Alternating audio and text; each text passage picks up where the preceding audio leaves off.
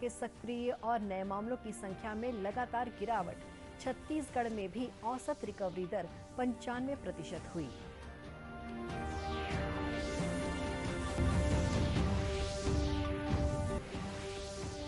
देश में अब तक 21 करोड़ 85 लाख कोरोना टीके लगाए गए। टीकाकरण के लिए तीसरे चरण की रणनीति पर भी काम शुरू।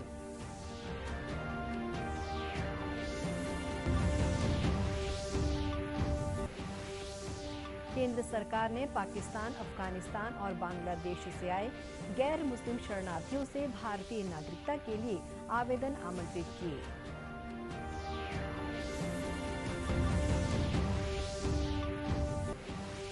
और आगामी 24 घंटों के दौरान प्रदेश के कई हिस्सों में बारिश होने की संभावना। 1-2 स्थानों पर अंधड़ चलने और आकाशीय बिजली गिरने की भी चेतावनी।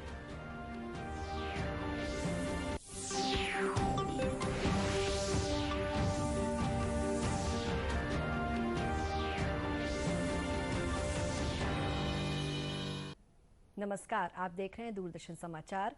मैं हूं शुभ्रा भट्टाचार्य। अब समाचार विस्तार से। देश में कोरोना के सक्रिय और नए मामलों की संख्या में काफी गिरावट आ रही है।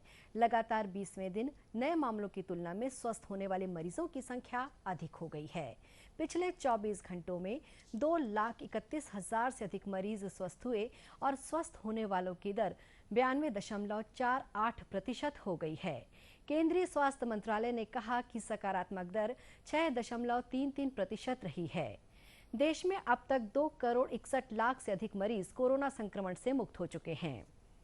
वहीं देश में अब तक 21 करोड़ 85 लाख कोरोना टीके लगाए जा चुके हैं। देश में कोरोना टीकाकरण के लिए त्वरित और विस्तृत तीसरे चरण की रणनीति पर काम शुरू हो गया है।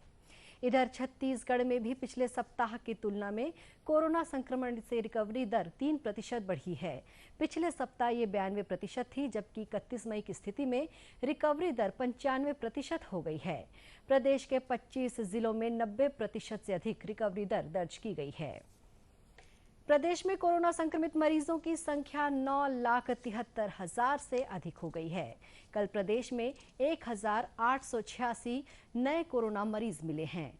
वर्तमान में 33,000 से अधिक कोरोना मरीजों का इलाज विभिन्न अस्पतालों और होम आइसोलेशन में चल रहा है। इस बीच प्रदेश में कल कोरोना से 29 लोगों की मौत भी हुई है। वहीं प्रदेश में कोरोना टीकाकरण अभियान भी जारी है। राज्य को जनवरी से लेकर अब तक 77,89,000 डोज वैक्सीन प्राप्त हुई है। प्रदेश में 18 से 44 वर्ष आयु वर्ग के लाभार्थियों का अब तक 7,89,000 से अधिक टीकाकरण किया जा चुका है।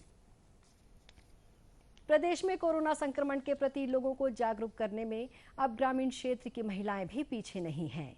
ये महिलाएं लोगों को न सिर्फ कोरोना संक्रमण से बचाव के तरीके बता रही हैं, बल्कि टीकाकरण के लिए भी उन्हें प्रेरित कर रही हैं। इन्हीं में से बालोद जिले की स्वच्छाग्रही समूह की महिलाएं भी हैं, जो इस कार्य को डोंडीलोहारा ब्लॉक के सभी गांवों में अंजाम दे रही हैं। इसके तहत जिले के ग्राम रेंगनी में भी इन महिलाओं ने रैली के माध्यम से लोगों को कोरोना से बचाव और टीकाकरण के लिए प्रेरित किया। स्वच्छाग्रही समूह की महिलाओं ने बताया कि कोरोना टीकाकरण के प्रति लोगों को जागरूक करने के लिए उन्होंने पहले खुद अपना टीकाकरण करवाया है।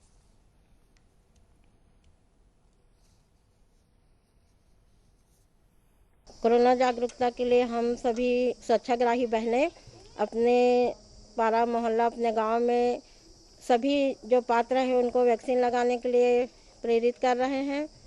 और उसके बाद मास्क लगाने के लिए बोल रहे हैं और बार बार साबुन से हाथ धोने के लिए और 2 गज दूरी बनाए रखने के लिए, जब जरूरी काम है तभी बाहर जाने के लिए उन लोग को जागरूक कर रहे हैं। हम लोग स्वच्छाग्रही बहनें मिल करके अपने गांव में घर घर जाकर जागरूक करते हैं कि कोरोना को कैसे भगाना है, कैसे दूर करना है, कोरोना से कैसे लड़ाई करना है। ऐसे करके घर घर में जाके हम लोग प्रेरित करते हैं कि घर में जब भी निकलें घर से बाहर तो मास्क ही लगा के निकलना चाहिए और एक दूसरे से अंतर बना के रहना चाहिए। और जब भी हम घर वापस आएँ तो साबुन से हाथ धुलाई जरूर कर लेना चाहिए। जैसे पहले बहुत से लोग डर की वजह से वैक्सीन लगाने के लिए तैयार नहीं थे, तो हमारे स्वच्छाग्रही जो बहनें हैं वो खुद पहले वैक्सीन लगवा के आए, उसके बाद सभी को बताए। तो हमारे गांव में बहुत से महिलाएं हैं जो पुरुष हैं, वो लोग प्रेरित होकर वैक्सीन लगवाने के लिए गए और यहाँ 80% वैक्सीन लगवा चुके हैं sir.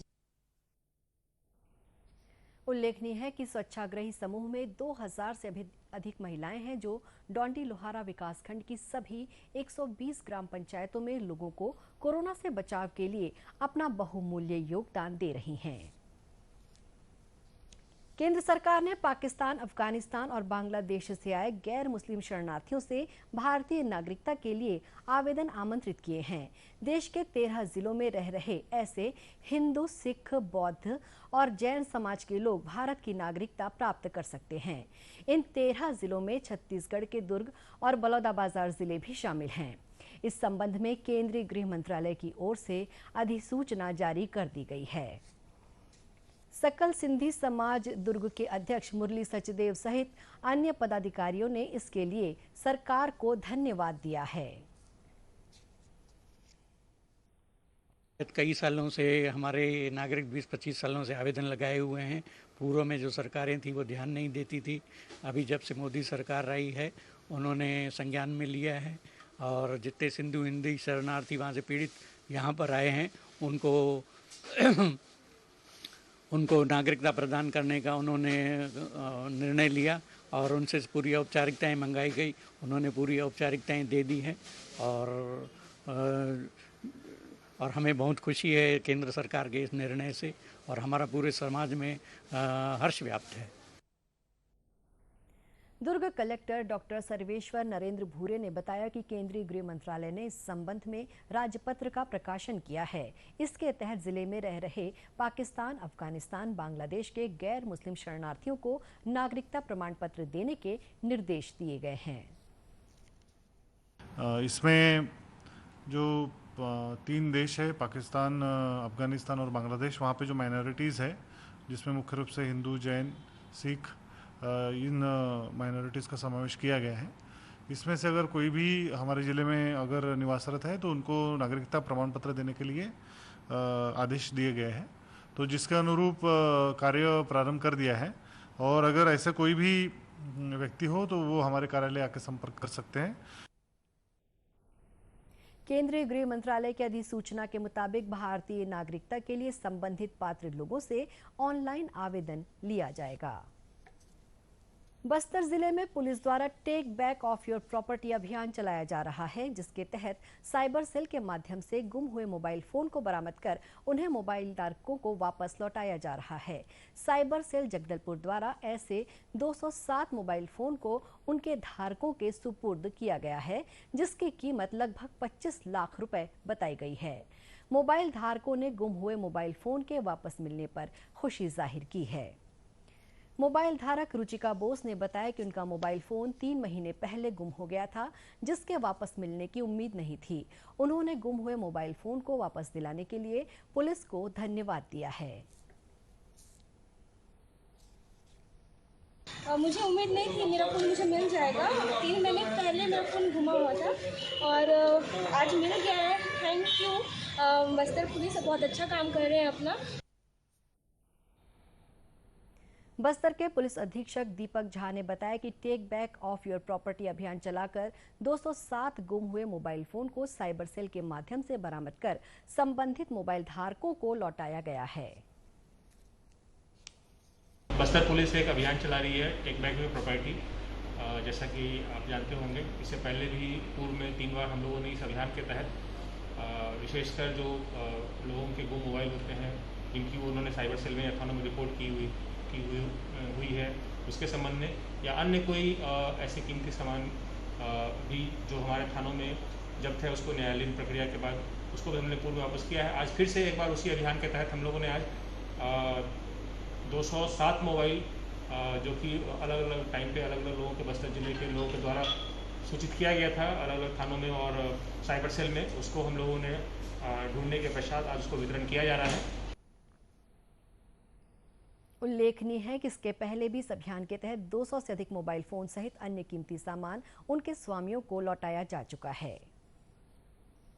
Asian open bill Stark प्रवासी पक्षी 7 समुंदर पार कर इन दिनों कोरबा जिले के ग्राम कनकी में पहुंचने लगे हैं।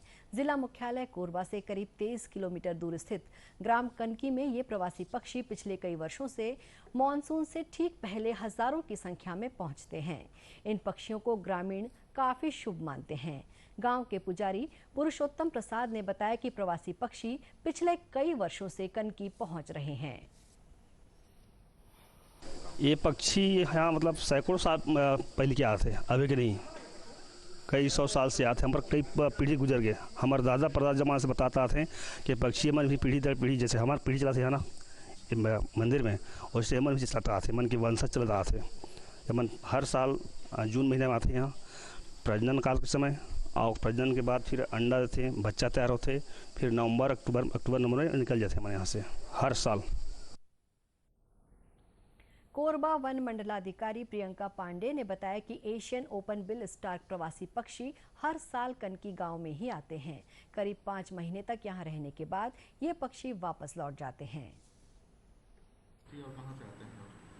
कनकी में प्रवासी पक्षी ओपन बिल स्टार्क की हम लोगों ने प्रेजेंस देखी है और मई के माह में ये पक्षी आते हैं और ये पक्षी जो है गांव वालों का मानना है कि काफ़ी शुभ होते हैं। उनका ये कहना है कि जब ये पक्षी इनके गांव में आते हैं तो ये संकेत होता है कि अब मानसून आने वाला है और इस वर्ष अच्छी खेती होगी। इसके अलावा जब वो खेत में काम करते हैं तो उनके यहाँ के जितने कीड़े मकोड़े और दूसरे छोटे जीव जंतु हैं उनको ये ओपन बिल स्टार्क खाते हैं, जिससे उनका खेत जो है इन दूसरे टिड्डे आदि से बचा रहता है और इसलिए काफ़ी शुभ माना जाता है। पहले जो है इनको बिजली गिरने से की वजह से काफ़ी लॉस होता था, क्योंकि ऊंचे ऊंचे पेड़ पर ये रहते हैं और उसको दूर करने के लिए विभाग के द्वारा वहाँ एक तड़ित चालक लगवाया गया और उसके अच्छे परिणाम देखने को मिले हैं। गौरतलब है कि कोरबा पहुंचने वाले साइबेरियन पक्षी दक्षिण पूर्व एशिया में मुख्य रूप से श्रीलंका, इंडोनेशिया और ऑस्ट्रेलिया सहित कई अन्य देशों में पाए जाते हैं। इन पक्षियों की सुरक्षा और संवर्धन के लिए वन विभाग द्वारा लगातार प्रयास किया जा रहा है। छत्तीसगढ़ में आगामी 24 घंटों के दौरान राजधानी रायपुर सहित विभिन्न हिस्सों में बारिश के साथ तेज हवाएं चलने और आकाशीय बिजली गिरने की संभावना है।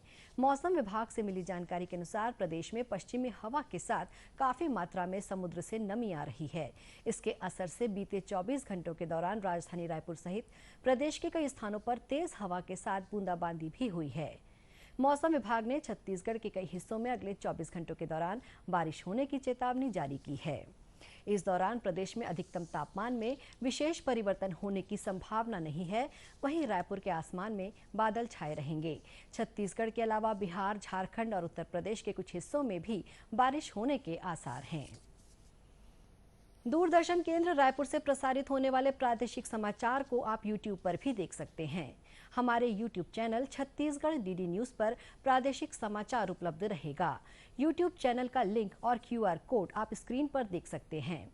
अपने एंड्रॉयड फ़ोन से QR कोड स्कैन कर आप छत्तीसगढ़ DD न्यूज़ लिंक पर जा सकते हैं। इसके अलावा छत्तीसगढ़ DD न्यूज़ फेसबुक और ट्विटर पर भी उपलब्ध है।